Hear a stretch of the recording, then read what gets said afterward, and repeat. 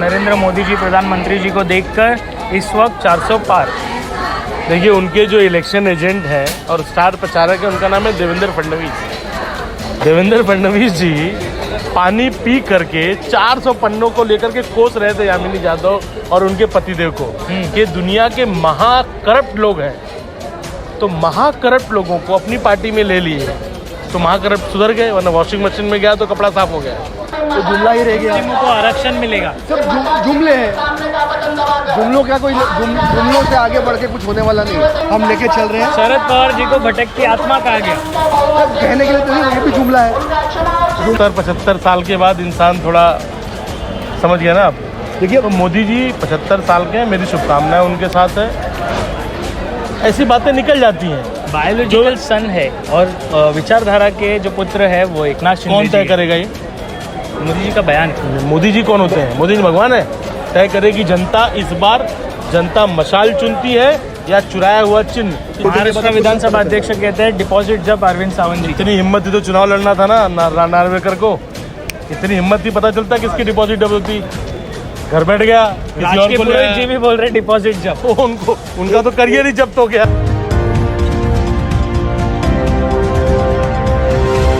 तो स्वागत है आप सभी का महाराष्ट्र बंधु पर। मैं हूँ अभिषेक। आप सभी को बता दें तो आप मेरे पीछे चित्र देखिए।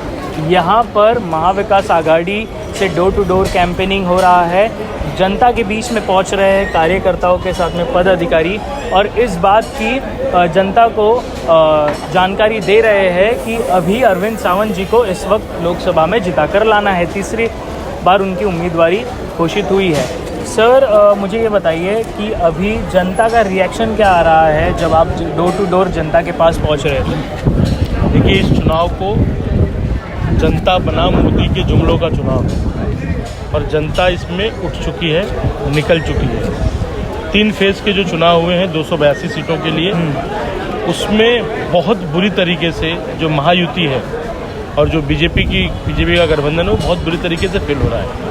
उसका सबसे बड़ा कारण है कि आप देखिए, प्रधानमंत्री रोज गिरगिट की तरह अपने रंग बदल रहा है। रोज एक मुद्दे पे बात करता है, कभी मछली पे बात करता है, कभी मंगलसूत्र पे बात करेगा, कभी पाकिस्तान चले जाएगा।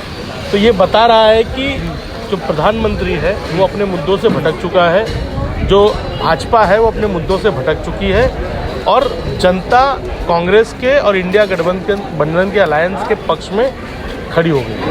मुझे यही जानना है, जो अभी उम्मीदवारी घोषित हुई है महायुति से यामिनी यादव जी के बारे में, उनके बारे में आपका क्या कहना है? वो तो कह रहे हैं कि हमको जनता सपोर्ट कर रहे हैं, नरेंद्र मोदी जी प्रधानमंत्री जी को देखकर इस वक्त 400 पार।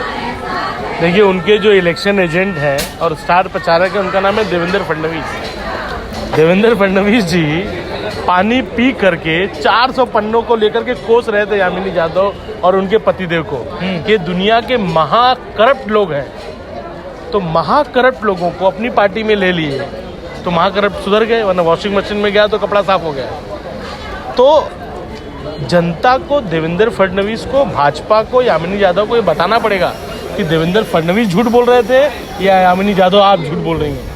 कौन सच्चा है यही नहीं बता पा रहे हैं। वो ये भी बता रहे हैं, यामिनी यादव जी ये बयान दे रहे हैं कि जनता के बीच में 2 बार उम्मीदवारी घोषित करके 10 साल से जनता के बीच में है, पर जनता को पता ही नहीं है अरविंद सावंत जी है कौन। वो आते नहीं है जनता के बीच में, वो क्या, उन्होंने क्या काम किया है। देखिए, क्या है, भाजपा की प्रॉब्लम यही है, युति की प्रॉब्लम है कि वो हमेशा जनता के जो वर्डिक्ट होता है उसका अपमान करती है। 2 बार से जनता चुन रही, जनता जानती नहीं है तो किसको चुन रही है? मतलब आप जनता का अपमान कर रहे हो ना। अगर कोई हारा हुआ व्यक्ति होता तो हम एक बार मान सकते थे। 2 बार से जो व्यक्ति लाखों वोटों की मार्जिन से साउथ बॉम्बे से चुनाव जीता है, आप उसको कैसे बोल सकते हो कि उसको जानता नहीं कोई?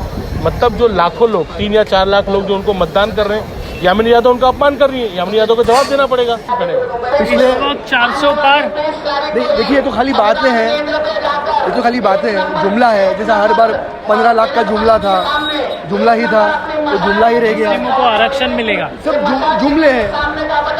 जुमलों क्या कोई जुमलों से आगे बढ़ के कुछ होने वाला नहीं। ये सिर्फ जुमलों की पार्टी है, ये सिर्फ जुमले दे सकती है। उद्धव ठाकरे जी बायोलॉजिकल सन है, पर विचारधारा के जो पुत्र है वो एकनाथ शिंदे जी है। कौन सी विचारधारा?